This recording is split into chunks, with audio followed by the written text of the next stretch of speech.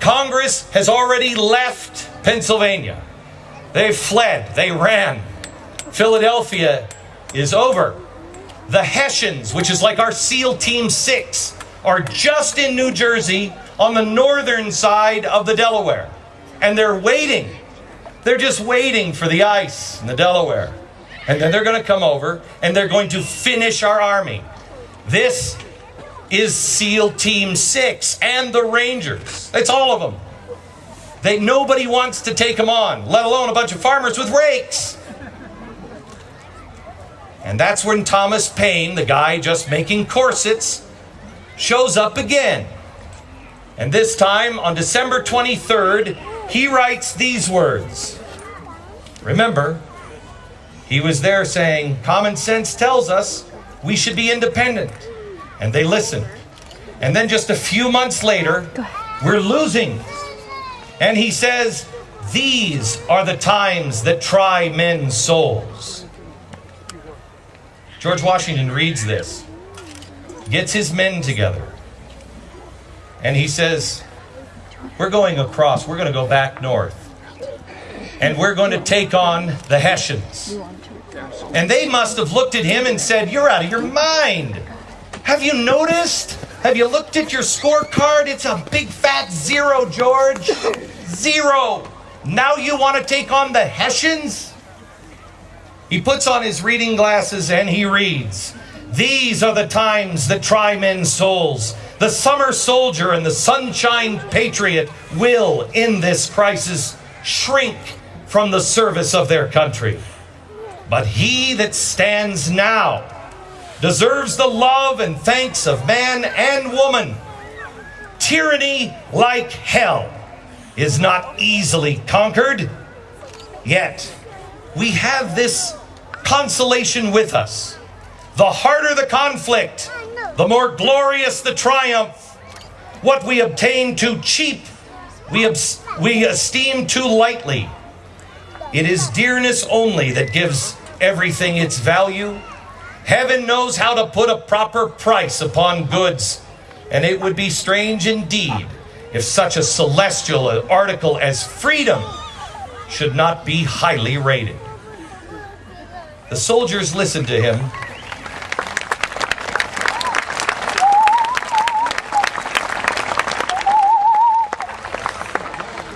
The soldiers listened to him. And on Christmas Eve, they cross the Delaware. And they defeat the Hessians. They defeat the Hessians, and the whole world turns. You might ask yourself at this point, how? I urge you to read the Declaration of Independence and the last paragraph, and with firm reliance on the protection of divine providence, we mutually pledge to each other our lives, our fortunes, and our sacred honor. The last lines of the Declaration of Independence gives you the answer. Divine providence. America is great because America is good.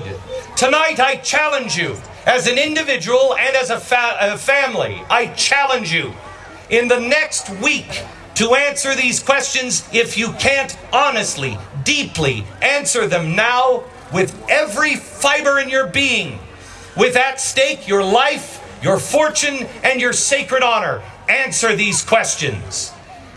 Was God involved in our freedom in 1776? Was he involved?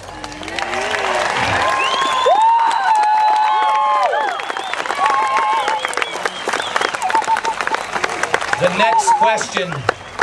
next question. Whose rights are they? We hear all the time, oh, you don't have a right. Technically, you don't either, because they can be revoked at any time by the only guy issuing them, and they're not in Washington. Whose rights are they? The next one, if they're God's rights, and he was involved then, Have we accomplished what he wanted us to accomplish? Is the world the way he wants it? Because he wanted somebody to be free to do his work. It happened to be us. What have we done with those rights? Do we even appreciate those rights? Do we dedicate ourselves to his service to ensure those rights remain? Well, we haven't. I haven't. Until the last 8, 9, 10 years of my life. But I have now. And I again tell you, with no uncertainty at all, zero. Since I last met with you here a year ago, my faith has grown 1,000%. I have seen the finger of God at work. He is involved. He is not neutral in our country and our rights. He's not. He is involved.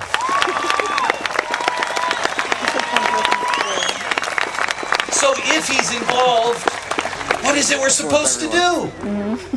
I go back to the Revolution. Past it.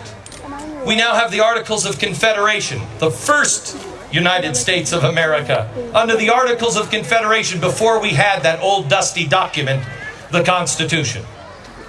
And it didn't work. And I told you, I believe last year, when they came knocking on George Washington's door, after all of the fighting that he had done, all of the service, and they asked him, you've got to come back. You have to go to Philadelphia. You have to be part of this convention. Nobody will sit through it unless you're there, General. And he said, have I not yet done enough for my country? The answer was no. He went back. Now, let me pick it up there. He sat in this convention where they're arguing about the Constitution. What's it going to be? And I believe it was the delegation from New York that said, we're never going to be able to get this by our people. There's no way. They don't want a new Constitution. We're supposed to fix the Articles of Confederation. We'll never do it. You got to give us some candy here.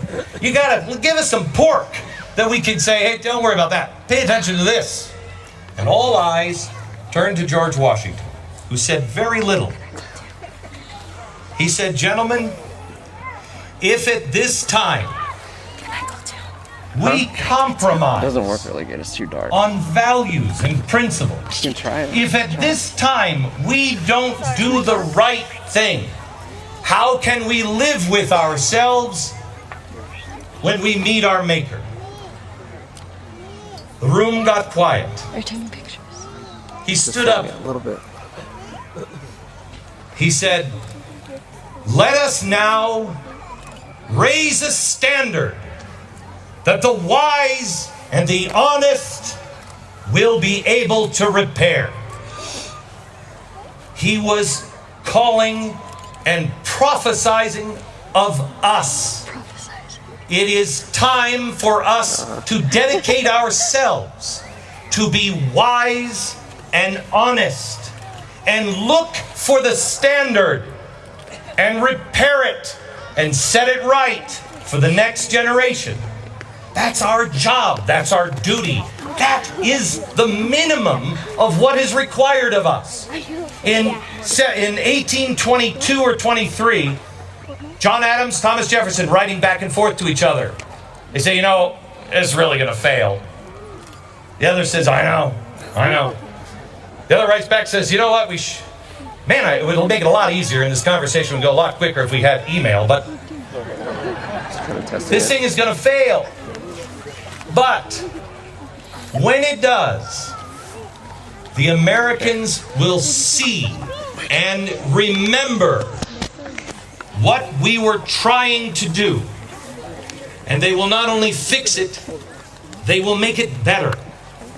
And their letters become optimistic. I wonder if they'll see this. I wonder if they'll see this. We should have done this. What am I supposed to be seeing? Yes, but they will. Going back, that's all. I didn't see going back. They were expecting us. That was What were you pointing at? I was Now, pointing at the stage. our choice is, do you believe any of that? Out. It's not good. Or is that just not like that where I'm nonsense and hogwash? because it's in their words. That's what they said in their own hand. They were expecting us to be better than we are today. And the great thing is, strife either makes you worse or better. There are some Americans that are spiraling off into hatred, into anger, and others that are saying, wait a minute, stop. I can be better than this. We don't have to be this way. The things that I have done, even in the last 2.5 years, there are things that I regret doing. There are things that I regret saying. But I said them at a time that was the best I could do at the time. That was the level of my understanding. That's where we all should be. At the level of our understanding. And then give yourself enough of a break to say, you know what, that was yesterday. I'm sorry for that. But I learned. And I'm going to be better. Because the choice again is light or dark, love or hate, freedom or slavery. Those are our choices. And they were expecting ordinary men. We're expecting ordinary men and women today to choose. And it's never been easy. We all know the words, oh say, well, not everybody. It seems there are a lot of pop singers that don't know the words of the Star Spangled Banner, but most of us know the words of the Star Spangled Banner. Oh, say, can you see by the dawn's early light what so proudly we hailed at the dawn's, we hailed at the twilight's last, I'm a pop star, my God. At the twilight's last gleaming, whose broad stripes, bright stars through the perilous fight, we know it, we sing it, and we always say, play ball, afterwards. But remember, this was a poem first. Actually, no, I take that back. Actually, it was an experience first. And then it was written in poem form.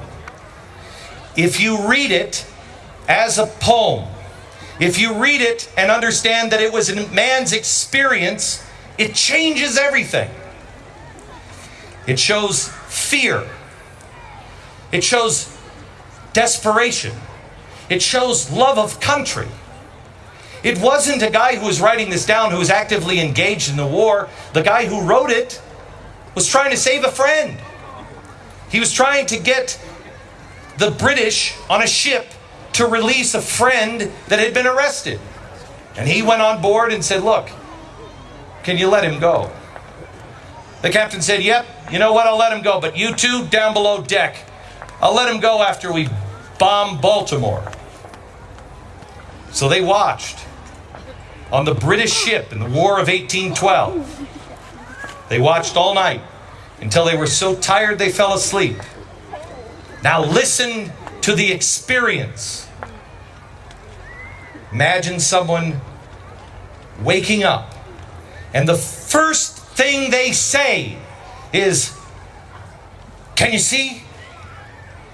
Can you see by the dawn's early light what so proudly we hailed at the twilight's last gleaming, whose bright stars, broad stripes and bright stars through the perilous fight, o'er the ramparts we watched, were so gallantly streaming, the rockets' red glare and the bombs bursting in air gave proof through the night that our flag was still there. So they saw the flag all night. Just from what you'll see, imagine tonight in the fireworks, and you'll see it because the flag, I assume, will still be here. You'll see that flag. Occasionally, look up at it as you see it in the light of the fireworks. Much more light in the sky than 1812. And they watched to see, is the flag still flying?